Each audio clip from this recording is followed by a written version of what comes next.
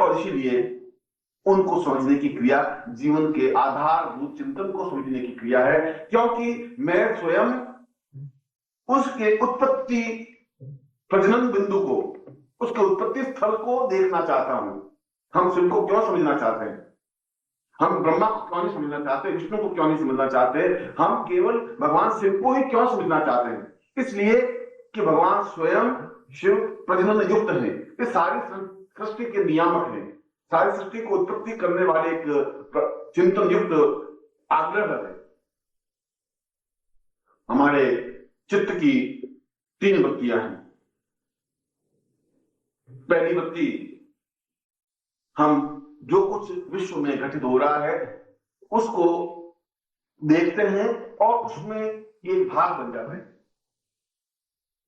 यदि कहीं दुख का समाचार मिलता है तो हम दुखी हो जाते हैं, यदि कोई खुशी के समाचार मिल जाते हैं तो हम खुशी हो जाते हैं, यदि कहीं थोड़ी सी परेशानी आती है तो हम परेशान हो जाते हैं, यदि कुछ प्राप्त हो जाता है तो हम बहुत आनंद अनुभव करने लगते हैं। यह अनुभव करना अलग चीज है, अनुभव युक्त होना अलग चीज है। ये आनंद के लिए, एक क्षण भर के लिए एक आग्रह को प्राप्त कर लेना अलग चीज है, स्वयं आनंद युक्त बन जाना अलग चीज है। और इसीलिए भगवान शिव पूर्ण आनंद युक्त है। आनंद की कल्पना नहीं है, आनंद का छलावा नहीं है, क्योंकि वो तीसरे तल पर है। पहले तल पर तो आदमी बिल्कुल अलग अलग रूपों में विचरण करता रहता है, वह सुखी भी होता है, दुखी भी होता है, रोता भी है, हंसता भी है, मुस्कुराता भी है, और जीवन के वे सारे कार्यकलाप करता रहता है जैसा जीवन चल रहा है, दूसरों के जीवन के अनुरूप बनने की क्रिया की कोशिश करता है। ये तो पहला चित्त है। इस पहले चित्त को तोड़ना पड़ेगा, और तोड़ने पर ही सांभव युक्त बनना पड़ेगा। सांभव युक्त बनने की क्रिया उस पहले चित्त की क्रिया को तोड़ना है, उसके अंदर प्रवेश करने की क्रिया है। क्योंकि शिवत्व को समझने के लिए, शिव तक पहुंचने के लिए यह जरूरी है कि हम ऊपर के तल को तोड़ दें, हम पूर्ण रूप से समर्पण युक्त होने की क्रिया करें, पूर्ण रूप से नमन होने की क्रिया सीखें, पूर्ण रूप से आंख बंद करके भगवान शिव के स्वरूप में निमग्न होने का चिंतन और विचार करें। इसलिए कहा है कि नमः संभवा यच मयो, मैं स्वयं ऐसा चाहता हूं नहीं, क्योंकि मैं ऊपरी वृत्ति पर, ऊपरी तल पर ही घूम रहा हूं, और ऊपरी तल पर घूमने से सत्य के साक्षात्कार दर्शन नहीं हो सकते। मैं शिवत्व तक नहीं पहुंच सकता, शिव के उस आनंद को लीन नहीं हो सकता, क्योंकि शास्त्रों में भगवान शिव के स्वरूप का एक अजीब और अद्भुत ढंग से वर्णन किया है। भगवान शिव स्वयं तीनों लोकों के संपदा के स्वामी हैं, कुबेर के अधिपति हैं, और उसके बावजूद भी वे संसार में रहते हैं, निश्चिंत, निर्भीक, निर्द्वंद्व, कहीं किसी प्रकार का मोह नहीं है। उस धन संपदा होते हुए भी वे निर्लिप्त हैं, उसमें आग्रहित लगे हुए नहीं है, वो धन संपदा को भोगने के आकांक्षी नहीं है।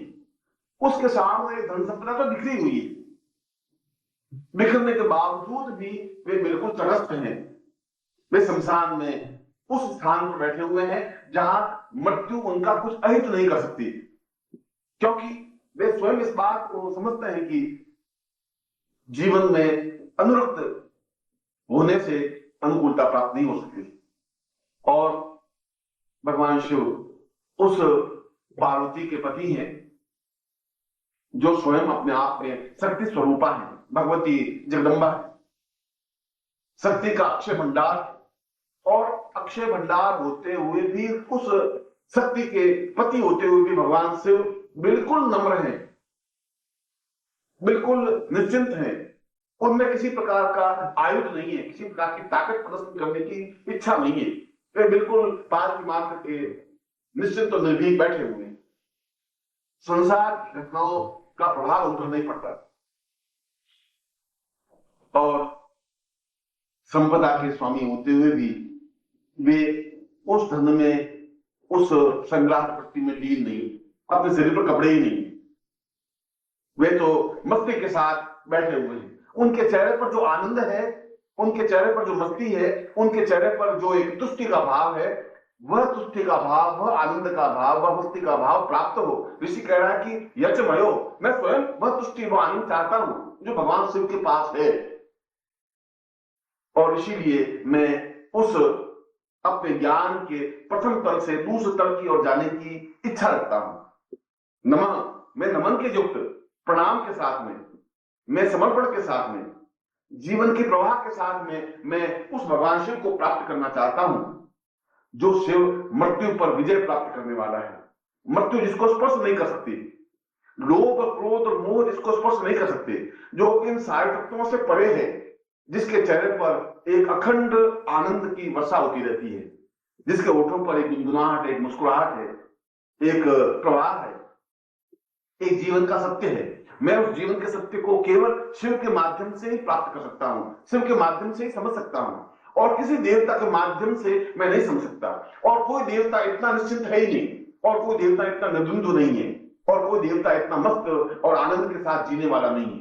जिसके पास सब कुछ होते हुए भी निश्चिंत है, वह आक्रामक बन सकता है, क्योंकि वह शक्ति के अधिपति हैं। वे भोग और विलास में लीन हो सकते हैं, क्योंकि वे कुबेर के अधिपति हैं, परंतु उसके बावजूद भी वे तटस्थ हैं, वे इन सबसे परे हैं।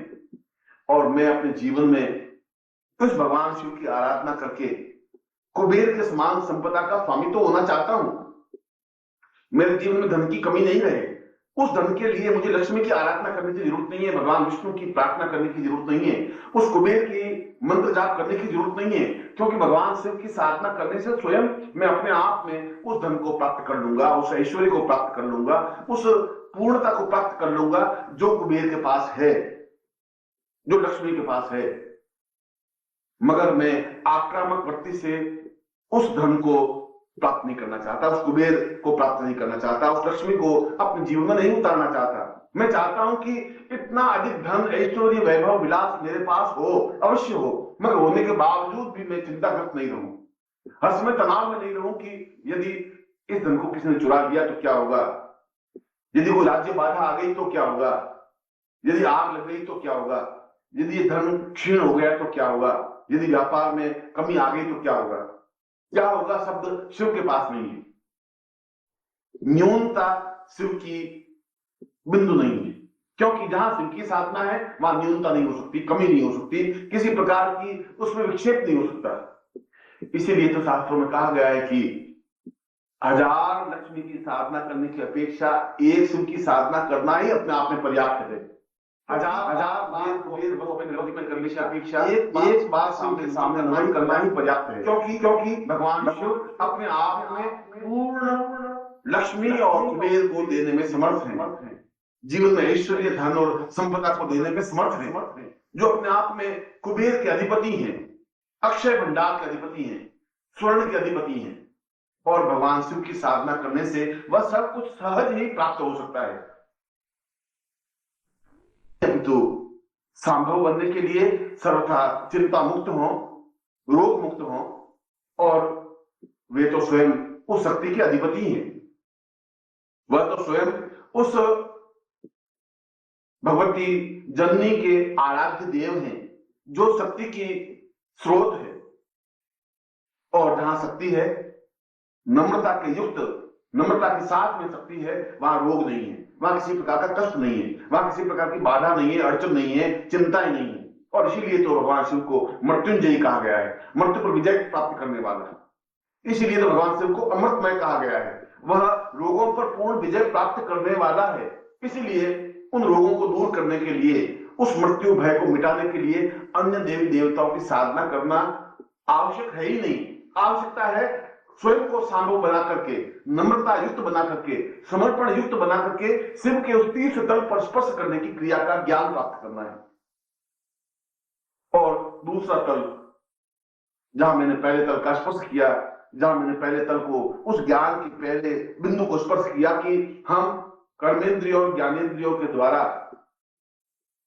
पूर्णतः प्रणिपात हो, नम्र हो, विनीत हो, और साथ ही साथ हमारे शिर में जो अहंकार है, जो क्रोध है, जो लोभ है, जो मोह है, उसको उन कर्मेंद्रियों और ज्ञानेंद्रियों पर विनीत करते हुए बुद्धि से परे हट करके, विज्ञान से दूर होकर के पूर्णतः प्रणिपात होने की क्रिया उस ज्ञान का पहला तल है।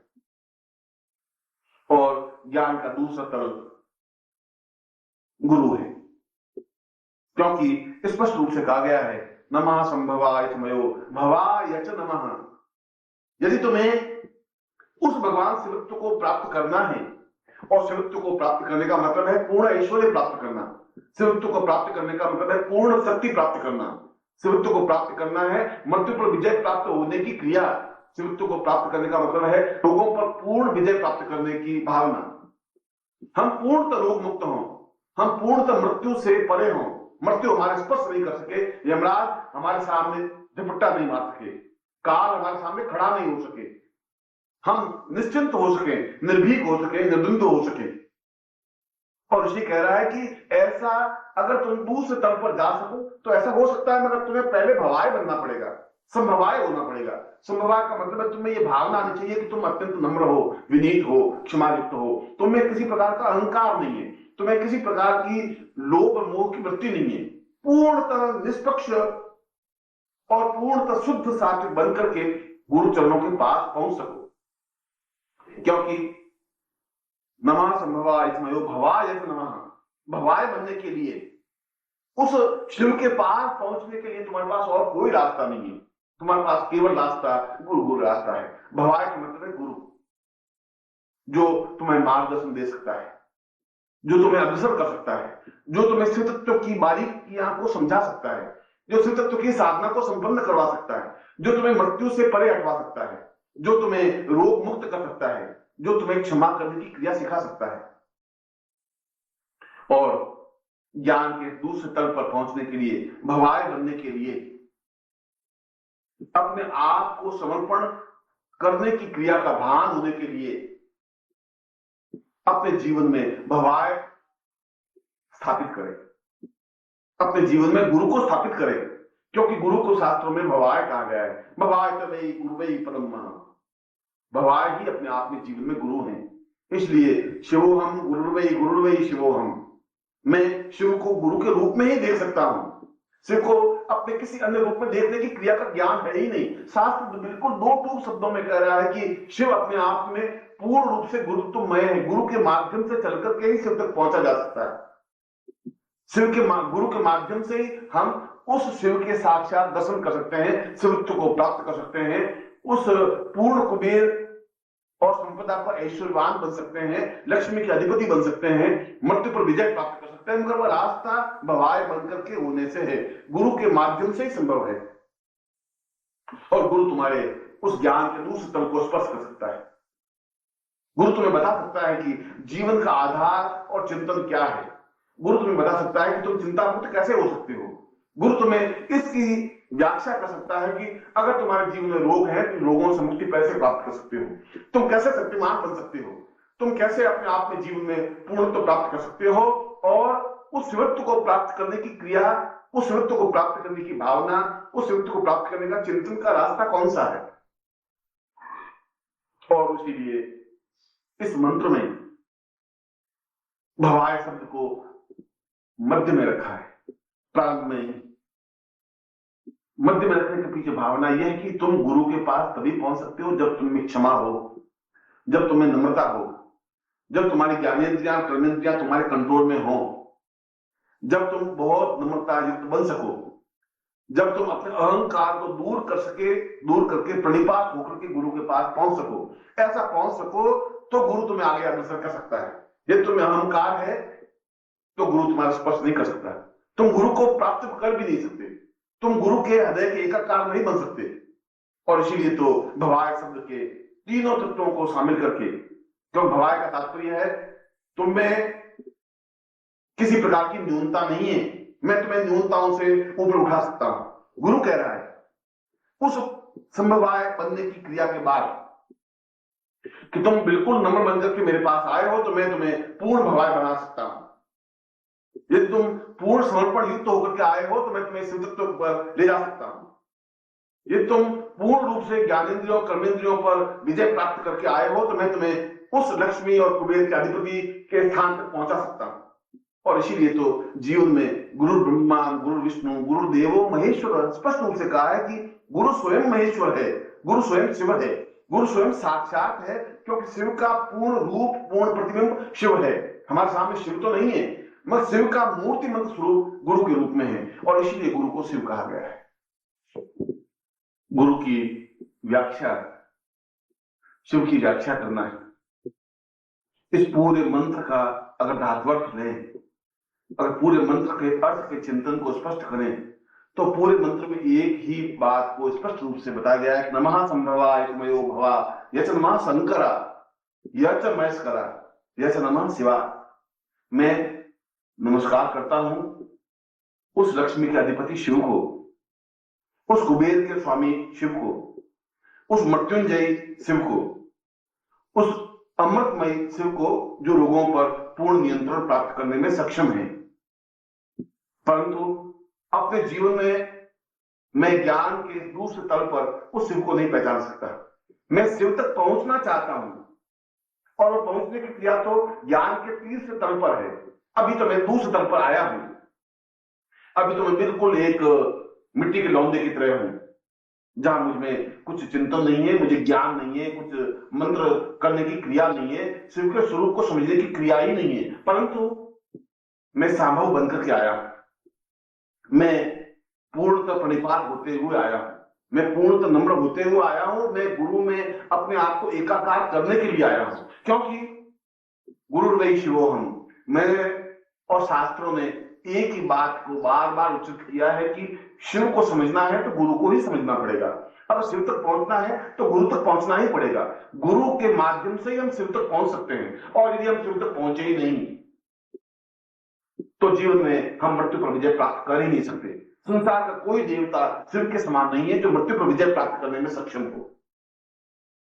संसार के 8 प्रकार की बाधाएं हैं, और उन 8 प्रकार की बाधाओं में पहली बाधा मृत्यु है, दूसरी बाधा रोग है, तीसरी बाधा ऋण है, चौथी बाधा कुटुंब क्षय है, पांचवी बाधा बुद्धिहीनता है, छठी बाधा शत्रु आक्रमण है, सातवीं बाधा ग्रस्त न्यूनता है, और 8वीं बाधा ज्ञान की न्यूनता है।